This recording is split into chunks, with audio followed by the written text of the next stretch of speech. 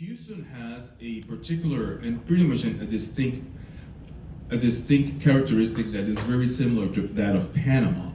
Panama has served for many years, for many centuries, as a site of transfer, of transit, but also of fusion, where different cultures from around the world came and fused to become what we know as the Panamanian culture.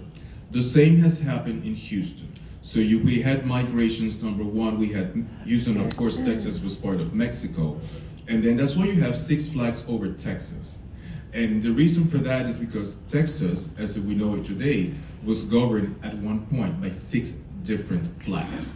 That's why they have Six Flags over Texas. So all of that heritage that we have culturally and or historically is something that's very similar to Panama. So in creating this synergy, in creating this partnership, we want to find things that are common to both countries that we can build upon.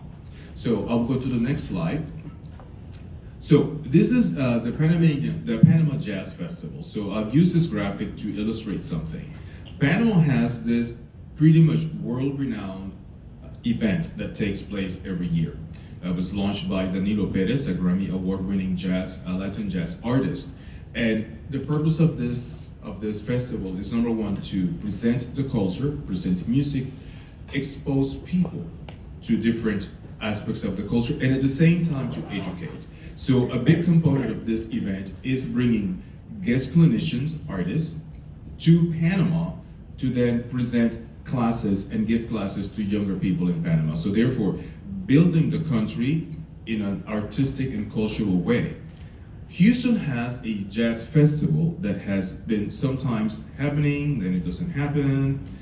So this is where I was looking at one perfect example where 2 things that are happening in 2 different places with the same subject, how we can use those to strengthen each other. So if we can bring, for example, the established reputation that the Panama Jazz Festival has and collaborate that to help build Houston, then both cities can grow with one thing that they have in common. This is just one example of how the arts can be a bridge between cultures, between cities, between people. Another aspect that we have in the arts and that is sometimes overlooked in many cases is the positive impact that the arts have in society. So we always look at the identity aspect of it. Like, for example, when salsa, specific to that, in one of the lectures that I do at the University of Houston and others, one of the things that I tell the student and the people that come is that salsa for many, many years in the Latin community was a sense of identity. So back in the 1960s, right before the missile crisis embargo between Cuba and the United States, New York was the hub of all things Latin. All the Cuban artists were going to New York, and that was the scene. When that abruptly ended because of the embargo, Latinos, especially in New York, were lost. That level of pride and or sense of identity had completely disappeared.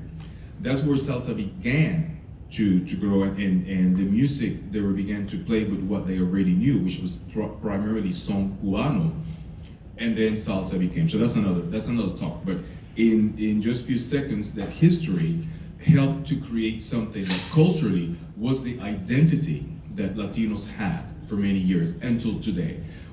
Just a quick anecdote. I've had people from Latin America call me and say, "Hey, I have to learn how to dance because I'm Latino."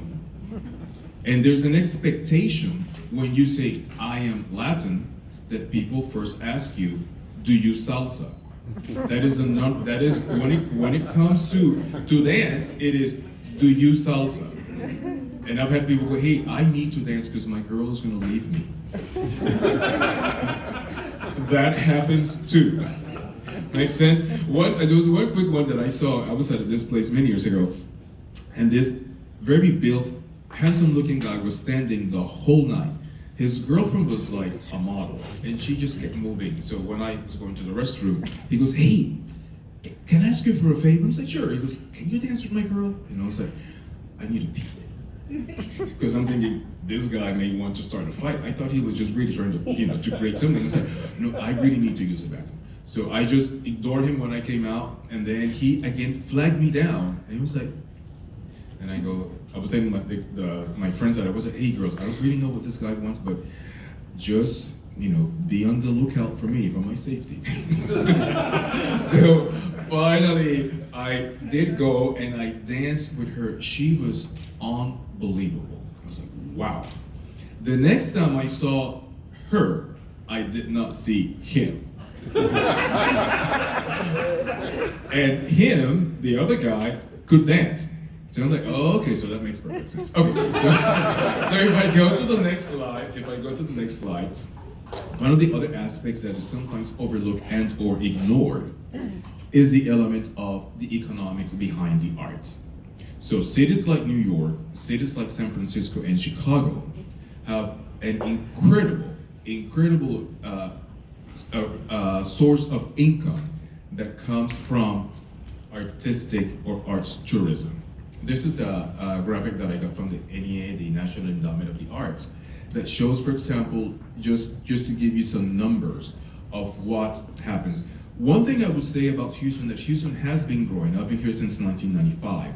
And I never forget I was watching a performance of Tosca at the Houston Grand Opera in downtown. And this man came in running, and he said, I barely made it. And I was like, where are you coming from, sir? And he was like, from Atlanta. We just don't have this kind of arts in Atlanta. That was a wake-up call for me, or like, oh wow. So we underestimate what we have in Houston for a lot.